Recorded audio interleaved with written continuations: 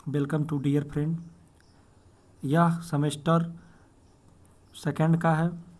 Model number आपका 7 है, जो ट्रांसफार्मर चैप्टर से है। मैं बता दूं, इसमें लगभग नहीं, करंटली आपके 30 क्वेश्चन है। ठीक है, टोटल 30 क्वेश्चन इसमें दिए हैं। लेकिन हम बता दें कि सबसे ज़्यादा जो क्वेश्चन बनते हैं, यहाँ तक कि आपके ITI एग्ज़ाम के साथ साथ जो भी आपके एग्ज़ाम होते हैं वैकेंसीज की, वहाँ पे भी ट्रांसफार्मर से क्वेश्चन पूछा जाता है। ट्रांसफार्मर को बहुत डीपली भी पढ़ा जाता है और ट्रांसफार्मर का पोर्शन भी लंबा होता है। ठीक, इसमें 30 क्वेश्चन है लगभग। इसमें से अगर आप एग्जाम में कम से कम 5 क्वेश्चन तो पूछेगा ही पूछेगा। ठीक है, जो क्वेश्चन इंपॉर्टेंट रहेगा मैं पहले ही आपको हिंट कर दूंगा, ये बाबू इंपॉर्टेंट है, इसे ज़रूर आप लोग नोट करिएगा। बहुत अच्छा ये आपका मॉडल स्टार्ट हुआ है। ठीक है, यही आपका लास्ट मॉडल भी रहेगा। इसके बाद से इलेक्ट्रीशियन फर्स्ट ईयर में कोई मॉडल नहीं रह जाएगा। ठीक है, आगे से हम इसके बाद चैप्टर वाइज कोशिश करेंगे MCQ को हल किया जाए। ठीक है, आइए तब स्टार्ट करते हैं। क्वेश्चन नंबर 218 से लेके 252 तक। ठीक है, तो इसमें 218 से लेके 252 तक यहाँ पे क्वेश्चन पूछे गए हैं। ठीक है, तो चलिए स्टार्ट करते हैं।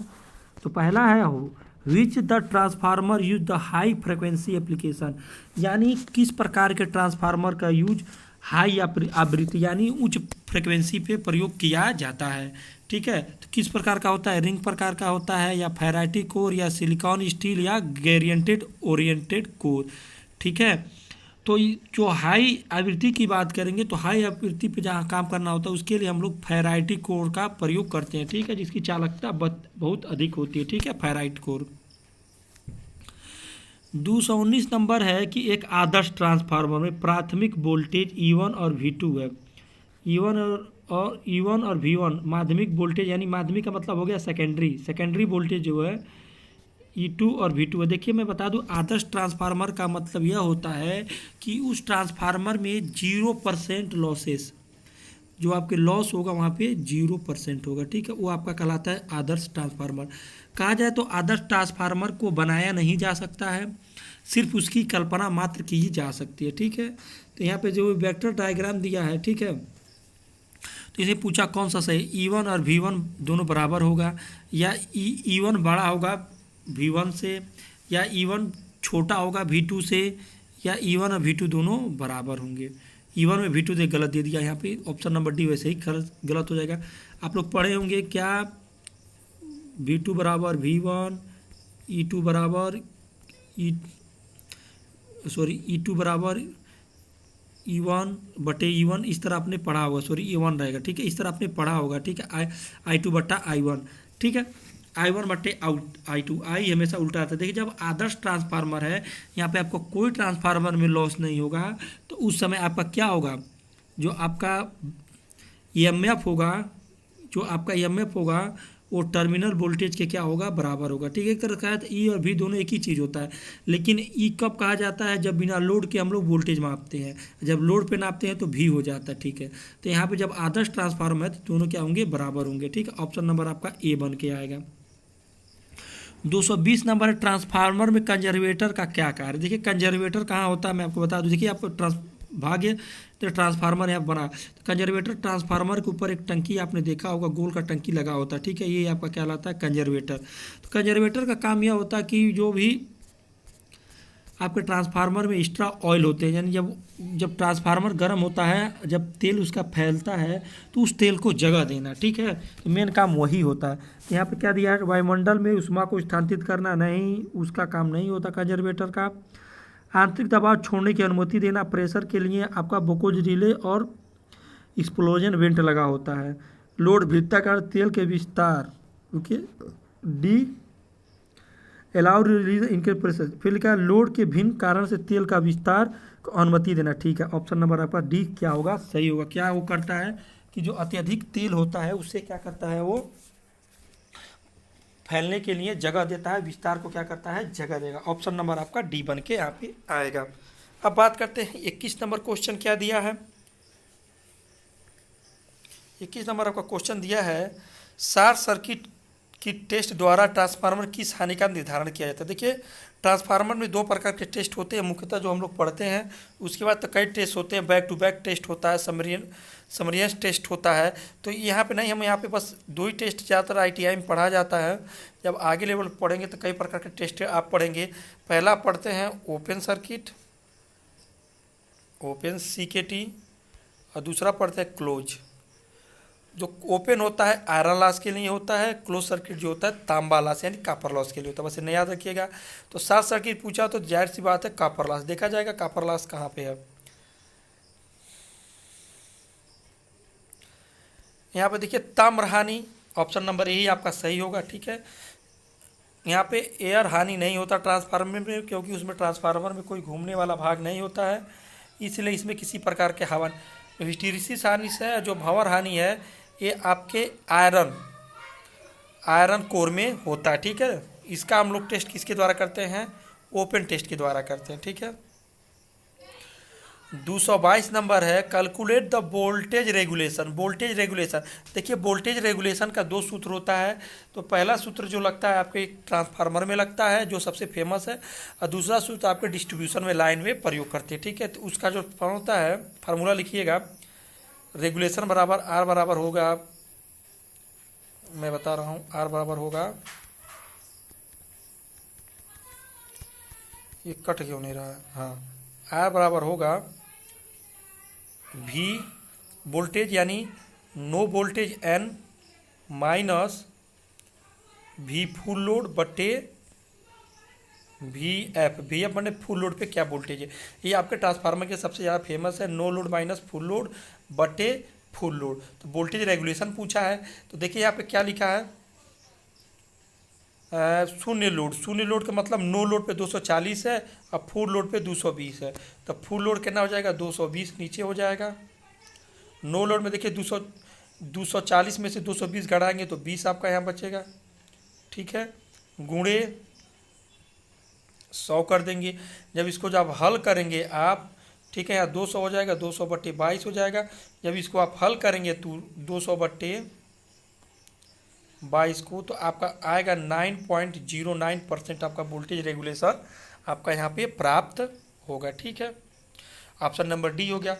23 है ट्रांसफार्मर में टुकड़े टुकड़े, हुई is the purpose the using laminated core in transformer. Laminated core का प्रयोग क्यों करते हैं।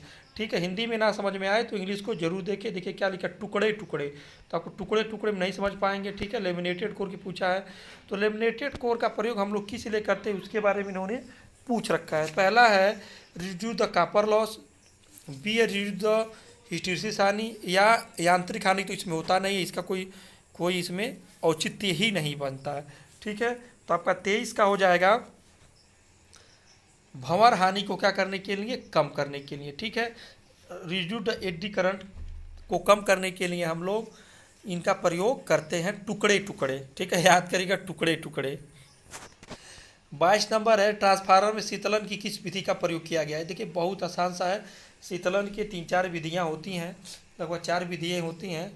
ठीक है, ऑयल के द्वारा, प्राकृतिक हवा द्वारा, वायु द्वारा, वायु कोर द्वारा, फिर प्रेशर द्वारा, कई आपके होते हैं। तो यहाँ पे जो दिया एकदम नॉर्मल दिया है, तो यहाँ देखिए जो दिया है तो ऑप्शन नंबर आपका पहला ही दिख रहा है, यानी तेल को प्राकृतिक रूप से क्या करना है, ठंडा करना है। ठीक है, यहाँ पे किसी चीज़ की ज़रूरत नहीं है, तेल को क्या करना है, यहाँ पे प्राकृतिक रूप से ठंडा करना है। देखिए मतलब कि ये तेल है, गर्म होगा इस पाइप में आएगा, फिर ठंडा होगा नीचे आ जाएगा, और गर्म तेल ऊपर उठेगा। गर्म हमेशा जानते हैं जो गर्म तेल रहता है हल्का होता है, ऊपर जाएगा, फिर पाइप के रास्ते ये फिर नीचे चला आएगा।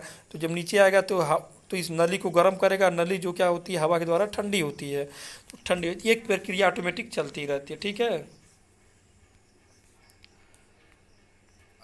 225 नंबर क्वेश्चन, ट्रांसफार्मर में अधिकतम दक्षता प्राप्त करने के लिए क्या शर्त है।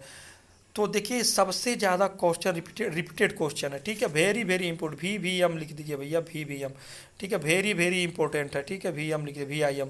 ठीक है, तो कॉपर लॉस और आयरन लॉस जब बराबर होता है तब आपकी ट्रांसफार्मर की इफिशियंसी क्या होती है, बराबर होती है। ठीक है, इसमें बहुत से टर्म है, कॉपर और लॉस और आयरन लॉस के आपको पढ़ाया जाएगा। ट्रांसफार्मर में बुकोल्ज रिले के शीर्ष फ्लोट स्विच का क्या काम है। देखिए ट्रांसफार्मर में जो बुकोल्ज रिले होता है, तो आपको बता दें बुकोल्ज रिले एक प्रकार का आप समझ लीजिए ट्रांसफार्मर का एमसीबी है, ठीक है। किसी भी दिक्कत में वो क्या करता है, ट्रांसफार्मर को क्या करता है, ओपन सर्किट कर देता है, ठीक है। तो बुकोल्ज रिले जो होता है ट्रांसफार्मर का आपका एमसीबी आप कह सकते हैं, ठीक है। तो क्या होगा, नमी की उपस्थिति में सक्रिय करना, नहीं नमी से उपस्थिति इसका कोई काम नहीं होता। अति भार स्थिति में सक्रिय करना, ऑप्शन नंबर बी सही हो सकता है। खुले सर्किट में स्थिति को सक्रिय करना, ओपन सर्किट रहेगा तो क्या होगा, ऑपरेटर नहीं होगा, ठीक है। तापमान की उच्च तापमान की स्थिति में सक्रिय करना, नहीं तापमान की स्थिति में आपका का नहीं करेगा। सबसे पहले क्या, जब ओवरलोड होगा तभी आपकी क्या बुकोल्ज रिले क्या होती है, आपका ओवरलोड होने पर ही एक्टिव हो जाएगी और आपका तेल को गर्म होना ही नहीं, उससे पहले क्या होगा, संपर्क बिंदु टूट जाएगा, ठीक है। 27 नंबर है वर्तमान ट्रांसफार्मर को, रुकिए वर्तमान मत पढ़िए, वर्तमान क्या होता है भाई, देखिए क्या, what is the core the current transformer is the having low resistance and the low core loss, मतलब current transformer having a low reactance and core loss, ठीक है। तो इसके बारे में इन्होंने पूछ रखा है 27 नंबर का, तो किस लिए होता है, मिनिमम तो प्रतिघात को और कोर हानि क्यों कम रखा जाता है, बोझ को कम करने के लिए या मिनिमम कांस्टेंट आउटपुट के लिए या उचित स्थिर ढाल को रोकने के लिए या पढ़ने में त्रुटि को कम रखने, ये सीटी के बारे में पूछ रहा है। यानी अगर जब आप सीटी ट्रांसफार्मर यानी करंट ट्रांसफार्मर का प्रयोग करते हैं तो जानिए करंट ट्रांसफार्मर जो इसका प्रयोग होता है ज़्यादातर इंस्ट्रूमेंट के लिए होता है, ठीक है। इसे इंस्ट्रूमेंट ट्रांसफार्मर भी कहा जाता है। तो इसमें अगर इंस्ट्रूमेंट ट्रांसफार्मर में अत्यधिक रिएक्टेंस और रजिस्टेंस जब होगा तो आपका क्या होगा, तो आपकी जो ये इसकी मापने की क्षमता होगी वो क्या हो जाएगी, कम हो जाएगी, तो पढ़ने में क्या होगी, त्रुटि कम हो जाएगी। तो ऑप्शन नंबर बी यहाँ पे सही होगा, D sorry option number D आपका यहाँ पे सही होगा। लिखा है potential transformer, how the error the reading the potential transformer can be reduce, यानी पोटेंशियल ट्रांसफार्मर देखिए ये भी आपका एक प्रकार का इंस्ट्रूमेंट ट्रांसफार्मर है। तो उसने कहा कि त्रुटि को कैसे कम करेंगे, तो इसमें भी जब हानि कम होगी तो त्रुटि अपने आप क्या हो जाएगी, आपकी कम हो जाएगी। तो देखा जाए तो क्या होगा, पटलित कोर का उपयोग करना, ऑप्शन नंबर यही आपका करेक्ट हो जाएगा, आगे देखने की जरूरत नहीं है, ठीक है। पटलित कोर का प्रयोग करें, चलिए आगे भी पढ़ क्या लिया है, चुंबकीय पथ का प्रदान करना, लॉन्ग चुंबकीय, देखिए जब लंबा चुंबकीय पथ होगा तो लॉसेस भी ज़्यादा होगा, तो ऑप्शन नंबर आपका 20 गलत हो जाएगा। Win the high flux density material, देखिए आप जब ज़्यादा क्वेश्चन पढ़ेंगे तो आपको लगा ये भी सही होगा, ये भी गलत हो जाएगा। अच्छी गुणवत्ता वाली सामग्री को प्रदान करना, नहीं आपका ये भी यहाँ पे क्या हो जाएगा, गलत हो जाना, नहीं आपका यहाँ पे ये सही है। ऑप्शन नंबर डी आपका यहाँ पे सही होगा, ऑप्शन नंबर बी भी गलत है और ये भी गलत होगा, ठीक है। क्या होगा, अच्छी गुणवत्ता वाली कोर सामग्री का प्रदान करना, ठीक है। अगर कोर सामग्री अच्छी रहेगी तभी आप क्या होगा, इंस्ट्रूमेंट ट्रांसफार्मर अच्छे से क्या करता है, आपकी त्रुटि कम करेगा और नापेगा, ठीक है। ऑप्शन नंबर डी सही होगा, सॉरी दोस्तों डी सही होगा। लिखा है why the load is disconnect before the of load tap changing operation, of load tap बदलने का ऑपरेशन में बदले लोड क्यों काट दिया जाता है, यानी कह रहा है जब आप लोड को चेंज करते हैं, सॉरी जब आप स्विच को बंद करते हैं या चालू करते हैं लोड को पहले ही क्यों हटा देते हैं, तो जाहिर सी बात है जब इंडक्टेंस ज़्यादा होगा तो इस पर स्पार्किंग ज़्यादा होगा, तो स्पार्किंग कम करने के लिए इस विधि को दोहराया जाता है, ठीक है। तो क्या लिखा है, उदिसिन टैंपिंग विभाजन करने के लिए ऑप्शन नंबर ए गलत है। डाइवर्ट के चलते हुए संपर्क को विभाजित करना, distance the moving content in the गलत।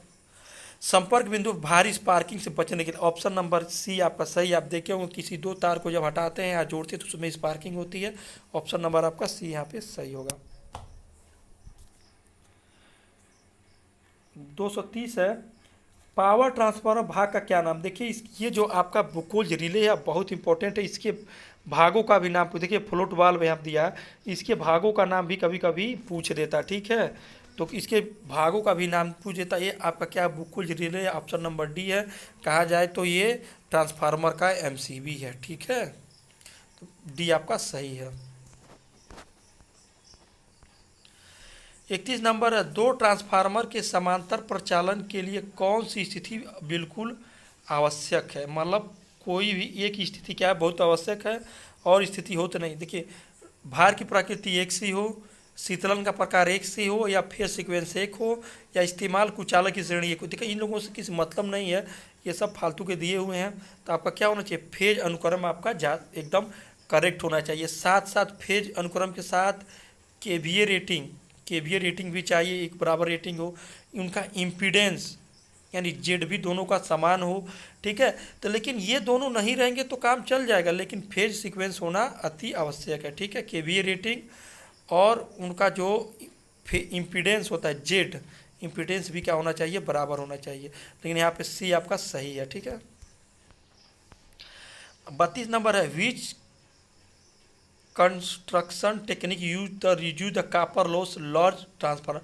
बड़े ट्रांसफार्मर में तांबे के नुकसान को कम करने के लिए किया जाता है। पटली कोर का उपयोग किया जाता है, या कोर की मोटाई को कम करके किया जाता है, रवा मुख कोर या चरणबद्ध कोर व्यवस्था करके, ठीक है। तो देखिए हम बता रहे हैं, जब तांबे का नुकसान कम करने के लिए हम लोग किसका प्रयोग करेंगे, चरणबद्ध, ठीक है। यानी the use the step core arrangement के द्वारा हम लोग इसे क्या करेंगे, कम करते हैं, ठीक है।